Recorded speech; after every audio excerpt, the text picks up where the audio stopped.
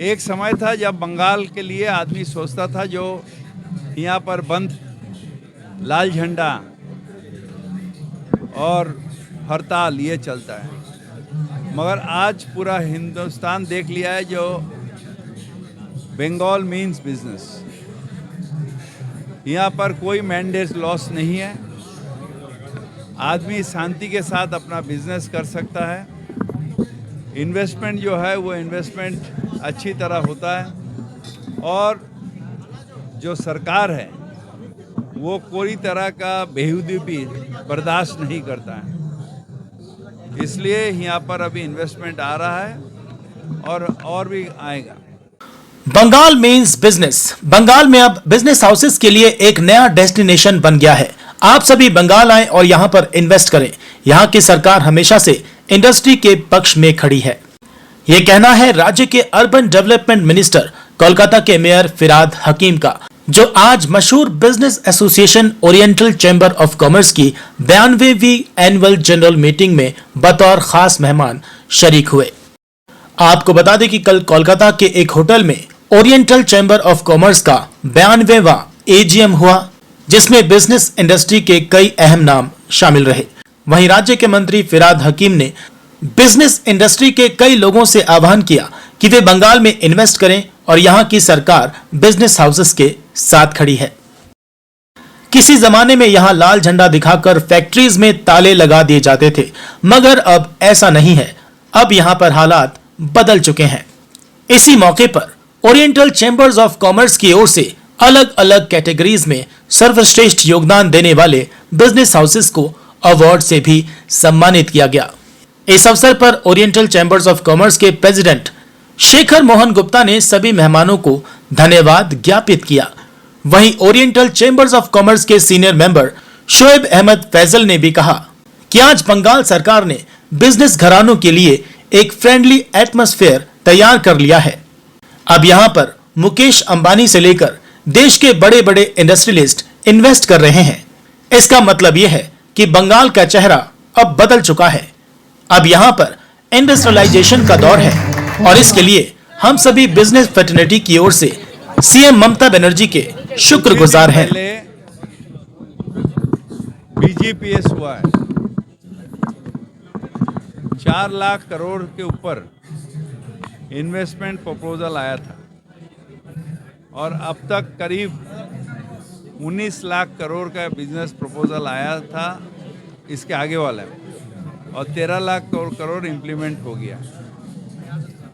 एक समय था जब बंगाल के लिए आदमी सोचता था जो यहाँ पर बंद लाल झंडा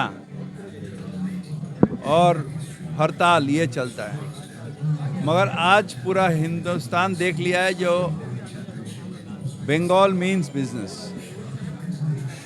यहाँ पर कोई मैंडेट लॉस नहीं है, आदमी शांति के साथ अपना बिजनेस कर सकता है।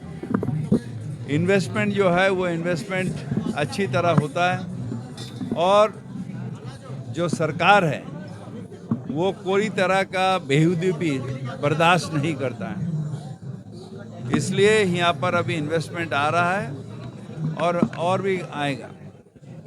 ये Oriental Bengal of Chamber of Commerce हमारे बहुत पुराने 92 इयर्स हो गया, इसको 8 साल बाकी है सेंचुरी का। ये बंगाल के बहुत पुराने जो बिजनेस हाउस है इनके साथ जुड़े हुए हैं और हम इन्हें कहने के लिए आए थे कि आप इत्मीनान रखिए, जो बंगाल आगे बढ़ रहा है इधर उधर नहीं जाके बंगाल में अपना इन्वेस्टमेंट करिए और यहाँ से अपना रिटर्न लीजिए। बिजनेस में अच्छे परफॉर्मेंस करने वाले लोगों को आज जो है आज उनके जो है उत्साह देने के लिए या इनकरेजमेंट के लिए आज यहाँ पर हमारे हाथ से दिया गया है। ये इनकरेजमेंट दिन के दिन और बढ़ते रहे और बंगाल से जो बिज़नेस है वो बढ़ते रहे, क्योंकि बंगाल में अगर जितना बिज़नेस बढ़ेगा उतना बंगाल के लड़के जो है यंग जनरेशन उसका नौकरी चाकरी का बंदोबस्त होगा। धंधा करने के लिए छाती चाहिए, बिजनेस करने के लिए छाती चाहिए और वो हमारे चैम्बर ऑफ कॉमर्स के जो मेंबर्स हैं उनके पास है। अब अभी तो सीपीएम के टाइम में कलकत्ता शहर को आपका डेड सिटी कहा जाता था, आप लोग की राजीव हुकूमत गांधी जी उस समय कहा था जी।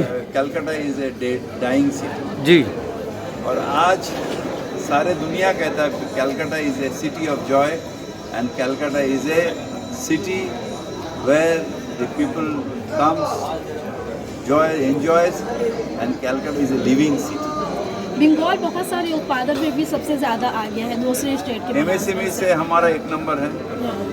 देवचा पचामी में हम अभी वर्ल्ड के 2nd लार्जेस्ट कोल माइन होगा।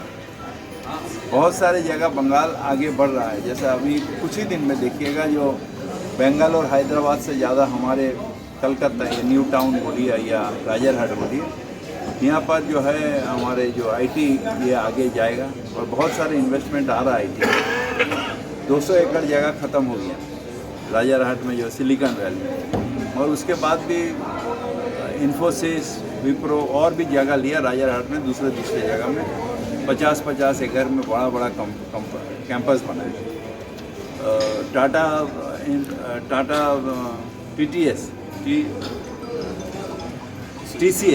टीसीएस ने भी बहुत बड़ा कंपाउंड बनाया है राजरहाट में। तो अभी सब लुक बंगाल, लुक ईस्ट होता था, लुक बंगाल, इस दिशा में सब आ रहे हैं। अब बिजनेस हाउस को क्या मशवरा देंगे सर?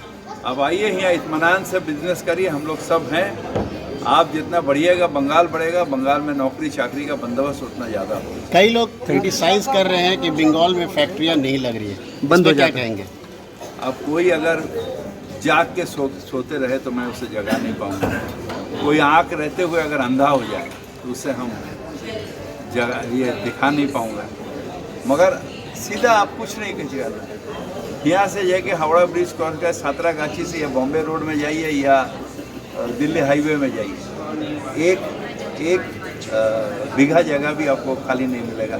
सब दूर दूर तक देखिएगा, सब शेड बन रहा है। तो वो क्या चीज़ के लिए बन रहा है? जो हमारे विरोधी है उनको सिलाने के लिए बन रहा है।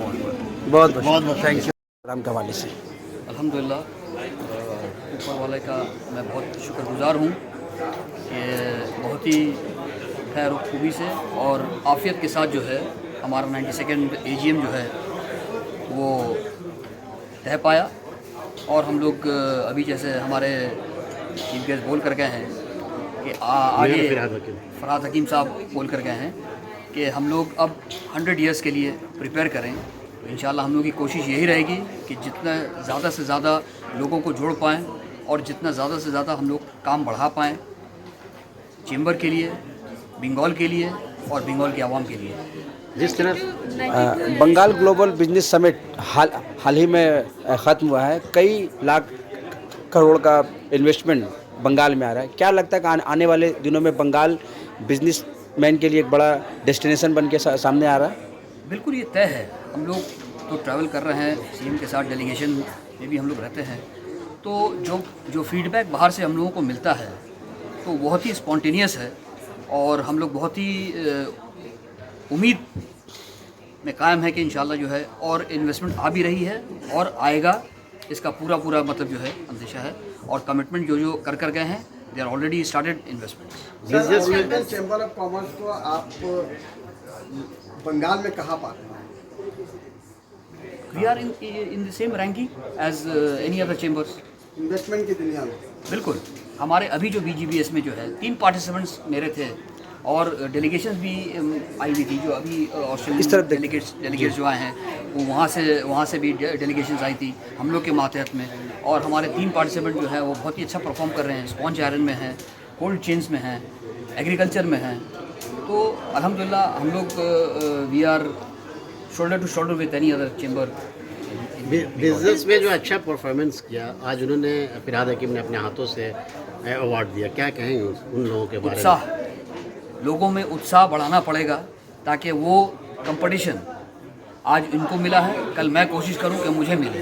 तो ये जज्बा जो है ये चेंबर पैदा कर रही है ताकि लोगों में एक कंपटीशन का जो है वो अनुभव बढ़ता रहे और बढ़ चढ़ के लोग हिस्सा लें और बिजनेस की दुनिया में जो है एक्सेल करें। जो बडिंग बिजनेसमैन है वो आप लोग से कैसे जुड़े, एसोसिएट कैसे हो आप लोग के साथ? हमारा चेंबर एक what is networking the criteria?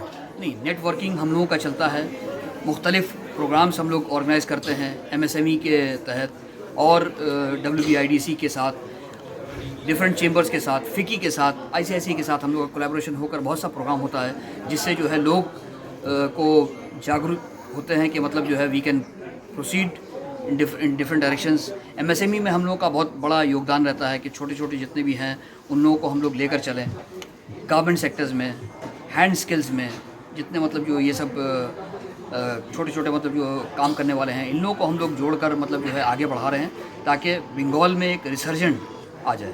छोटे बिजनेसमैन को कितना हद तक का सपोर्ट कर पाएंगे ये चैम्बर ऑफ कॉमर्स? चेंबर तो हमेशा मतलब जो है हम लोग भी छोटे से ही बढ़ रहे हैं ऊपर, और एक नेटवर्किंग जो है हमारा जो रूरल बेल्ट में जो है वो बहुत ही कारगर है, जो अभी समझिए कि मतलब एक अच्छे मुकाम पे आ गए हैं इन लोग।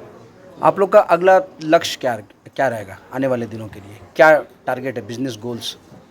बिज़नेस का तो हम लोग बहुत ही अच्छा प्रोस्पेक्टिव ये लेकर जा रहे हैं। MSME में हम लोग का बहुत अच्छा रोल है और day by day we are increasing the number of members and entrepreneurs जो हम लोग के साथ जुड़ रहे हैं। फिरहाद हकीम और साहब फैज़याब हो रहे अभी हैं। मंच में थे, उन्होंने कहा कि बंगाल मीन्स बिजनेस, लेकिन जो ऑपोजिशन कहता है कि बंगाल में बिजनेस अभी भी नहीं आया बड़ा इन्वेस्टमेंट। आप लोग बिजनेस हाउसेस है, आप लोग का क्या ओपिनियन है इस पर? देखिए, ये जो कमिटमेंट जो कर गए हैं ये तो कोई ढका छिपा नहीं है, ये तो क्लोज डोर में नहीं हुआ है, ये तो BGBS के मंच से अनाउंसमेंट हुआ है। तो जाहिर बात है इसमें तो ऐसा कोई नहीं बोल सकता कि हाँ भाई ठीक है ये जो है मनगढ़ंत कहानी है। It has been pronounced on the stage where thousands of people were witness and media was present. तो अल्हम्दुलिल्लाह मतलब ऐसी कोई बात नहीं है। अब ऑपोजिशन का तो काम अपोज करना है ना, तो हर बात का अपोज करेंगे। बहुत से ऐसे काम हैं जो मेरे जानकारी में है कि उन लोगों ने जो है रुकवा दिया बिकॉज ऑफ देयर क्लाउट, आप बोल सकते हैं। डू यू लेकिन थिंक तब दैट तक होगा ये। This government is friendlier to the business fraternity? Yes, this government is 100% friendly to the business community। और जो स्लोगन है बंगाल मीन्स बिजनेस, ये रियली ये हकीकत है और ये एक रंग जो है इंशाल्लाह बहुत जल्द नज़र आएगा। मुकेश अंबानी भी जो हम लोगों का कोल रिसोर्सेज जो निकल रहा है अल्हम्दुलिल्लाह ये एक रिसर्जेंट हो जाएगा बंगाल के लिए, पूरे हिंदुस्तान के लिए। इंपोर्ट जो है बंद हो जाएगा।